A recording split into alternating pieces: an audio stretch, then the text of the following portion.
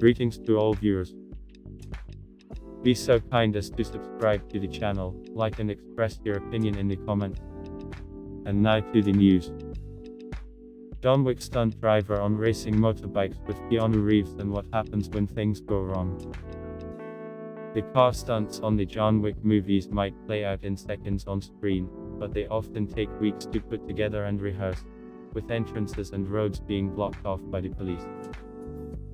And motorcycle lover Keanu Reeves has a special bond with the stunt drivers, once inviting them out to famous California racetrack Laguna Seca, which he privately rented for a weekend. As part of our new series, Dean Double, which looks into the extraordinary lives of some of film and TV's most fearless performers stunt doubles, we talked to Jeremy Fry, who is best known for doubling for Keanu Reeves and performing epic car stunts on all three John Wick movies. Jeremy opened up to Metro Colorado. Talk about everything from the craziest car stunts he has performed and what happens when things go wrong, to what Keanu was like on set. What was the most difficult stunt on the John Wick movies?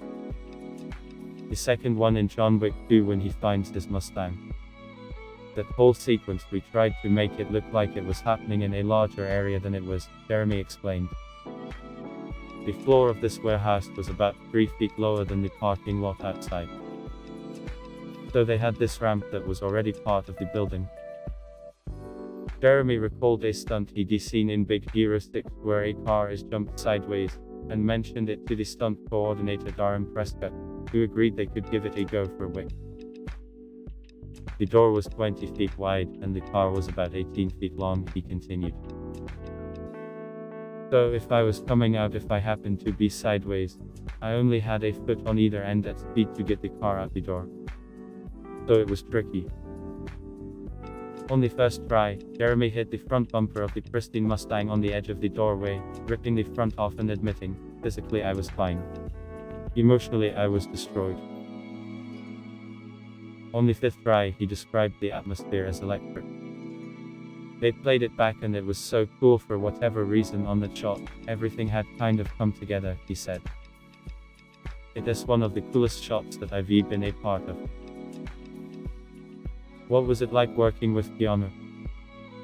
He is a giver, he is selfless, he works tirelessly. Every good thing you've heard about him is 110% true, Jeremy raved, adding that the actor was often self-critical and keen to get stunts spot on.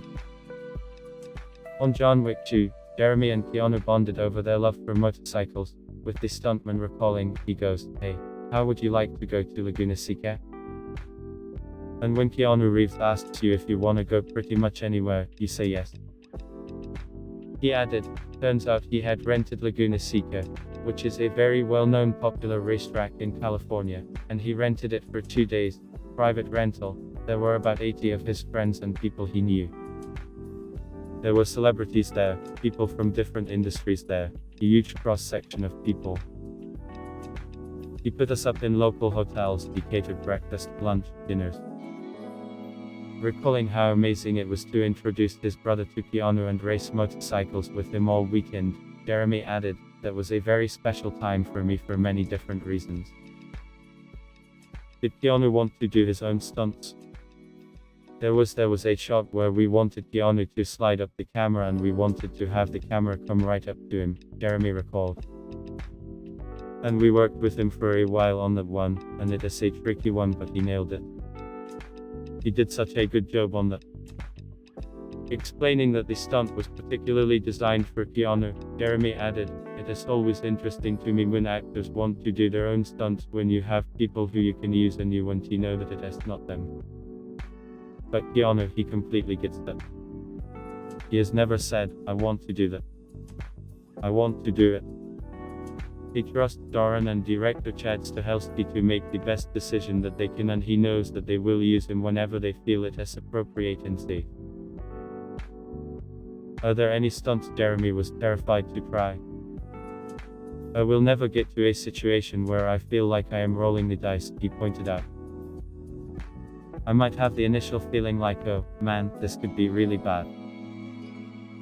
But then when you really think about it, and I really process and evaluate it, I go, okay, this gag has been done before many times. I have all the safeties in place. There is plenty of people far smarter and more intelligent than I that have signed off on this. He added, I would say that I never have and I never would do anything where I felt like I was risking my life for anyone else. Nevertheless, Jeremy admitted, over the course of my job I've definitely been sitting in the car going, oh man, I can't wait until this is over. Why didn't I become an accountant like my mom always suggested? Is it more dangerous being a stunt driver? I think people get more injured during fights, a lot of practical stunts, getting thrown down a hillside or getting tossed into a wall. I think people get beat up more doing that kind of stuff. That being said, when the big gags happen, the chances of getting hurt, seriously hurt, are probably higher with what we're doing just because having an actor accidentally hit you in the face. Which has happened to me, hurt. But when you are hitting a ramp and are going at 60 miles an hour, the chances of getting seriously hurt, probably a lot higher. Jeremy added, in a car if you want to do a rehearsal, you've got to have a location, you got to have everyone locking up all the different entrances to our area.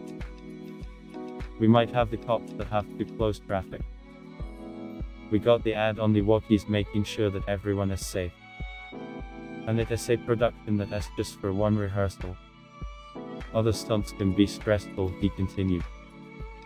But cars tend to present challenges and obstacles that other elements of stunt performing do not. But that being said, every facet of our industry of stunts has their own individual and unique challenges.